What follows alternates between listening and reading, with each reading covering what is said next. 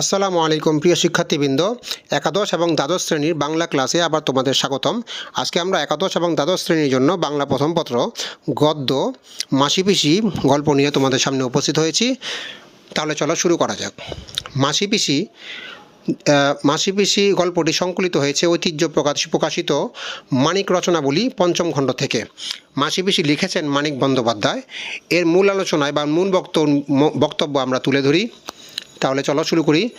জীবনের রূঢ় বাস্তবতার দরদির উপকার মানিক বন্দ্যোপাধ্যায় রচিত মাসি পিসি গ্রামীণ সমাজের প্রেক্ষাপটে রচিত একটি বাস্তবধর্মী ছোট গল্প।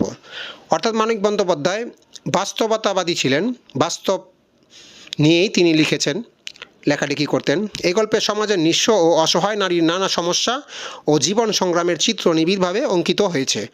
নারীর অস্তিত্ব সংকট এবং সেই সংকট উত্তরণের সাহসী সংগ্রাম গল্পটিকে অসাধারণ করে তুলেছে। মাসি পিসি গল্পের শুরু মাসি পিসির কঠিন জীবিকা নির্বাহের চিত্র দিয়ে। ভাগ্যের দুর্দশা মেনে নিয়ে তারা কঠিন জীবন সংগ্রামে নেমে পড়ে। সরু ডোঙ্গা চালিয়ে মাসি পিসি গাঁও গ্রামে ঘুরে ঘুরে গেরস্থের বাড়তি শাকসবজি ও ফল ফুল কিনে সেগুলো শহরের বাজারে ভালো দামে বিক্রি করে।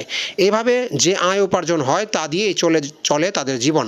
নারী হয়েও তাদের এই কঠিন কর্মজীবন বেছে নেওয়ার কারণ নিজেদের অস্তিত্ব রক্ষা ও অনাথ আহ্লাদিকে বাঁচানো।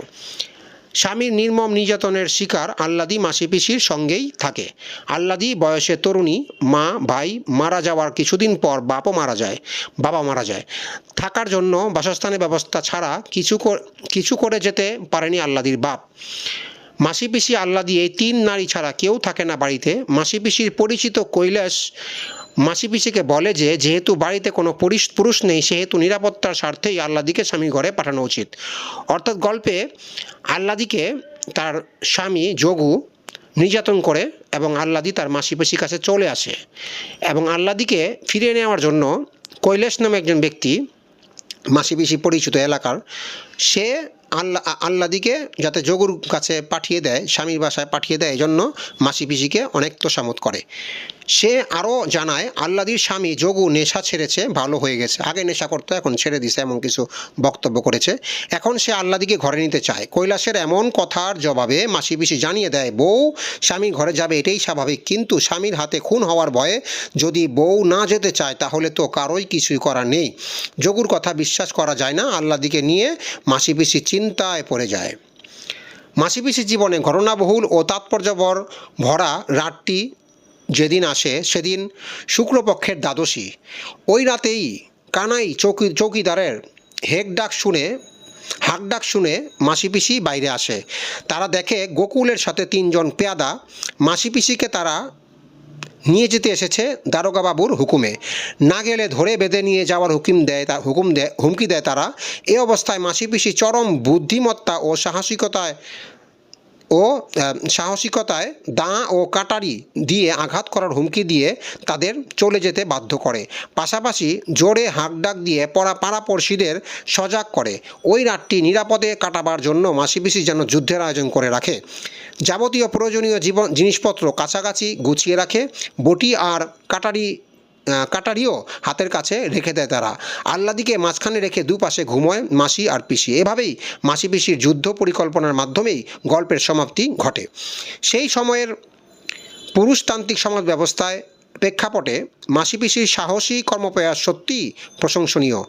মাসি পিসির দুর্দান্ত সাহসী প্রচেষ্টা ও কঠিন অস্তিত্ব সংগ্রাম এটাই প্রমাণ করে যে নারীর শক্তি ও প্রতিবাদী মনোভাব যুগে যুগে কালে কালে কোনো না কোনোভাবে প্রকাশ পেয়েছিল, কিন্তু ইতিহাসে সেগুলো তেমন একটা গুরুত্ব পায়নি। গল্পটি তাই নারীর শক্তি, প্রতিরোধ তথা প্রতিবাদী মনোভাবের একটি চিরন্তন অনুপ্রেরণা। আসলে নামকরণ সাহিত্য রচনার মুকুটস্বরূপ। গদ্যের নামকরণে লেখক সাধারণত বিষয়বস্তু, চরিত্র, অন্তর্নিহিত তাৎপর্যকে গুরুত্ব দিয়ে থাকেন। মাসি পিসি গল্পের মূল ভিত্তি মাসি পিসির সাহসী কর্মপ্রয়াস, দীপ্ততা ও কঠিন জীবন সংগ্রাম। গল্পে নির্যাতিত নারী মাসি পিসি ও আহ্লাদি।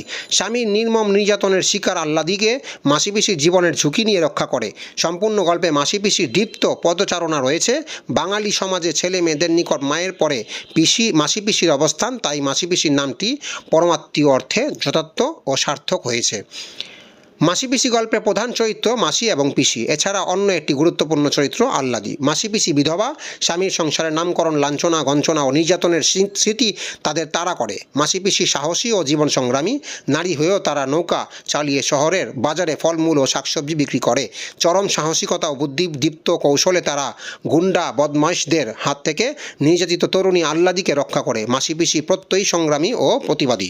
মাসি পিসি গল্পটি স্বামীর নির্মম নির্যাতনের শিকার পিতৃমাতৃহীন এক তরুণীর করুণ জীবন কাহিনী নিয়ে রচিত। আল্লাদি নামের ওই তরুণীর মাসি ও পিসি দুজনই বিধবা ও নিঃস্ব। তারা তাদের অস্তিত্ব রক্ষার পাশাপাশি বিরূপ পরিবেশ থেকে আল্লাদিকে রক্ষার জন্য যে বুদ্ধিদীপ্ত ও সাহসী সংগ্রাম করে সেটি গল্পটিকে তাৎপর্যপূর্ণ করে তুলেছে। বিধবা মাসি পিসি তাদের কাছে আশ্রিতা, স্বামী পরিত্যক্ত আল্লাদিকে বুক দিয়ে আগলে রেখেছে। এই পুরুষ শাসিত সমাজের লালসার কোনো আঁচ তার উপর লাগতে দেয়নি। তারা দুর্ভিক্ষের সময় নিজেরা পথে নামে রোজগারের আশায়, কিন্তু যুবতী আল্লাদিকে একলা ঘরে রেখে যায় না। তার কোনো ক্ষতি হয় এই ভয়ে। ছোট ডিঙ্গিতে নিত্য প্রয়োজনীয় দ্রব্য বিক্রি করতে যাওয়ার সময়ও তাকে সঙ্গে নিয়ে যায়, কারণ দুষ্ট লোকেরা হতদরিদ্রদের ওপর নানা নির্যাতনের সুযোগ খোঁজে।